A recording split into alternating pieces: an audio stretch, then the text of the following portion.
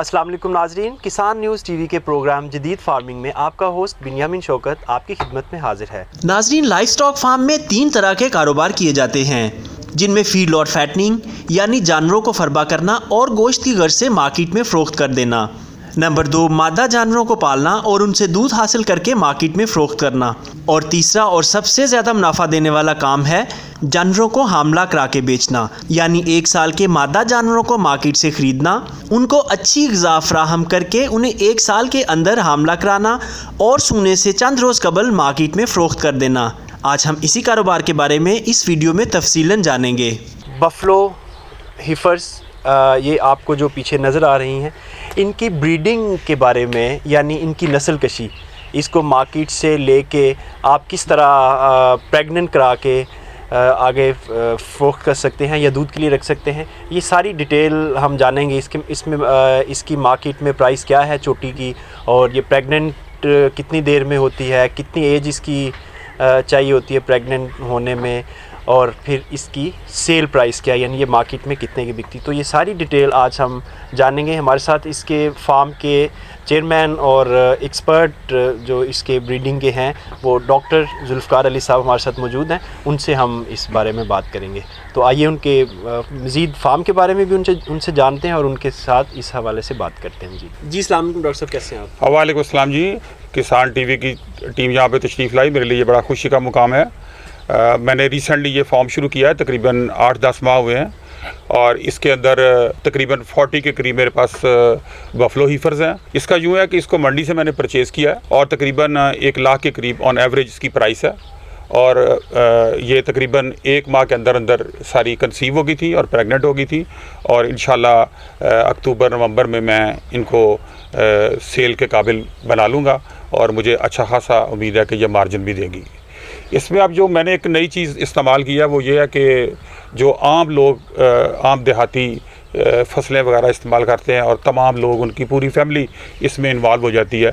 मैं ये समझता हूँ कि ये जो 30 मेरे पास कैटल्स हैं, इनको मेरे अंदाजे के मुताबिक सिर्फ 2 आदमी बड़े अच्छे तरीके से कंट्रोल कर सकते हैं। और आजकल जो जदीद फार्मिंग है जिसके अंदर साइलेज और कैटर राशन है डिफरेंट किस्म के वो इस्तेमाल हो रहे हैं, उनकी वजह से इसकी जो कन्वर्जन है, इसकी जो ग्रोथ है वो बहुत बेहतरीन जा रही है। तो इस लिहाज से इसके ऊपर इसकी कॉस्ट भी बहुत कम पड़ गई है, और जो इंसान की या बंदों की अपनी मेहनत है वो भी काफ़ी हद तक रिड्यूस हो गई है और कम हो गई है। तो मेरे ख्याल के मुताबिक अब इतना मुश्किल नहीं रहा इसको कैटल फार्मिंग को करना। और वैसे भी जो दूध की इस वक्त आप महसूस कर रहे हैं कि डे बाय डे खासी कमी महसूस हो रही है, और आने वाले वक्त में दूध की बहुत डिमांड है। तो मैं किसान भाई को कहूँगा कि वो जदीद तरीके से इसको फार्मिंग करें, साइलेज में आएँ, और साइलेज में आके उसके साथ वनडे वगैरह का इस्तेमाल करके तो लो कास्ट के ऊपर इसको ग्रो करें। डॉक्टर साहब, मैं आपसे ये पूछना चाहूँगा कि ये आपने मंडी से, जैसे आपने बताया कि 1 लाख की परचेज़ की है, एवरेज आपके पास जो 40 इस वक्त चोटियाँ खड़ी हैं, मेरा सवाल ये है कि ये पर डे इनका जो भी इनको फीड देते हैं, खुराक देते हैं, वो उसमें क्या क्या चीज़ें शामिल हैं और उसकी पर डे कॉस्ट क्या आती है? जो हम लोग साइलेज बनाते हैं, तकरीबन वो अगर उसको हम ख़ुद तैयार करें तो वो 4.5 से 5 रुपये kg उसकी कॉस्ट है, जो कि 20 से 25 kg तक डेली ये इस्तेमाल किया जा सकता है। इसके बाद आ जाती है वीस्टाप 2 kg 2.5 kg आप इस्तेमाल कर सकते हैं, जो कि इंतहाई इकनॉमिकल है। उसके बाद तीसरी जो इम्पॉर्टेंट और इंतहाई अहम चीज़ है वो है मेरे ख्याल में वनडे में जो डिफरेंट किस्म की सोयाबीन उसमें शामिल होती है। राइस पॉलिश है, वीट ब्रैन है, और इसके अलावा कैनोला है, इसके अलावा राइस पॉलिश है। ये डिफरेंट चीज़ें इसमें इस्तेमाल होती हैं, जिससे मिलके मोलासिस हैं, डिफरेंट किस्म के नमकियात हैं, मिनरल्स हैं, विटामिन्स हैं, वो सारी चीज़ें ऐड करके तो इसकी जो टोटल कॉस्ट है वो पर डे तकरीबन 150 के करीब उसकी पर कॉस्ट है। अगर आप किसी भी फार्मर से बात करें या आम जो घरों में कर रहे हैं तो उनकी 300 से 400 रुपये पर एनिमल कॉस्ट, मिनिमम कॉस्ट जो है उनकी वो 300 से 400 रुपये आ रही है, और उसमें लेबर भी बहुत ज़्यादा इन्वॉल्व हो रही है। लेकिन इस तरह अगर आप करेंगे तो इसमें ग्रोथ भी इसकी बेहतर आएगी, इसकी न्यूट्रिशन भी बेहतर मिलेगी, और इसमें लेबर भी कम इन्वॉल्व होगी, और कहीं से चारा काटना भी नहीं पड़ेगा, और पूरा साल आपको चारा अवेलेबल होगा।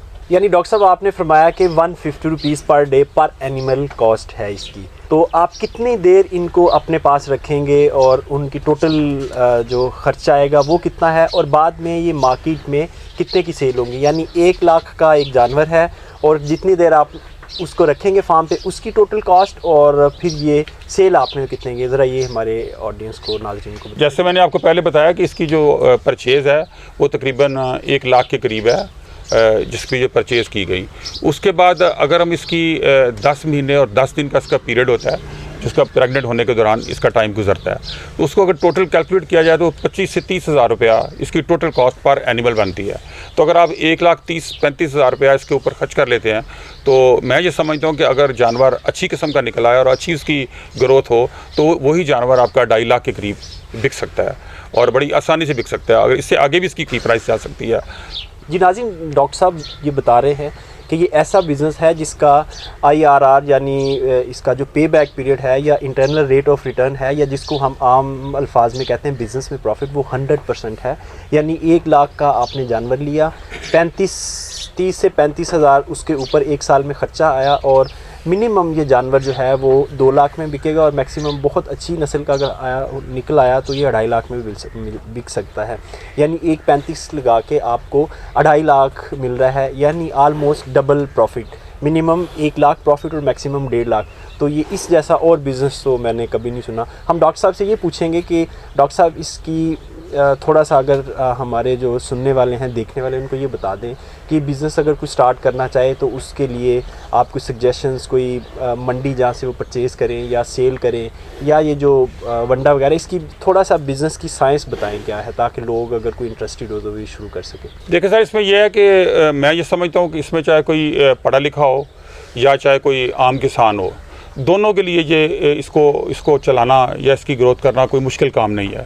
अगर पढ़ा लिखा आदमी भी है तो वो 1 या 2 मुलाजिम अपने रख के तो वो उसको 2.5-3 कनाल जगह के अंदर उसको प्रिपेयर कर सकता है और 50 के करीब एनिमल्स जो है उनको ग्रो कर सकता है। और वो बिल्कुल उसके ऊपर डिपेंडेंट नहीं होगा कि जी वो उसकी कोई फसल उसके पास होनी चाहिए, कोई ज़मीन होनी चाहिए जिससे वो सारा फसल लेके आए। ऐसी किसी किस्म की कोई बात नहीं है, क्योंकि अब रेडिली अवेलेबल राशन हैं जो कि आपके पास 24 आवर्स अवेलेबल हैं और आपके जो मुलाज़िम है उसको वो इसको इस्तेमाल करके उससे फ़ायदा उठा सकते हैं। इसी तरह जो फार्मर है उसके लिए तो बहुत ही आसान है कि वो अपने घर के अंदर या अपनी किसी ज़मीन के ऊपर, किसी कोने के ऊपर 2-2.5 कनाल की जगह के ऊपर एक छोटा सा छप्पर बना लेगा और छप्पर बना के उसके अंदर वो 30 से 40-50 एनिमल्स रख सकता है। 10 एनिमल्स भी मैं समझता हूँ कि उसके लिए बहुत ज़्यादा प्रॉफिटेबल हो सकते हैं। और मैंने तो उसका थोड़ा सा एक और भी कंपैरिजन किया कि अगर एक बंदे के पास 25 एकड़ ज़मीन हो तो शायद उसके पास 10 एनिमल्स हों तो उनकी जो 10 एनिमल्स की इनकम है वो उससे बेहतर है, कहीं बेहतर है जितनी मेहनत उसको उस ज़मीन के ऊपर करनी पड़ती है और इस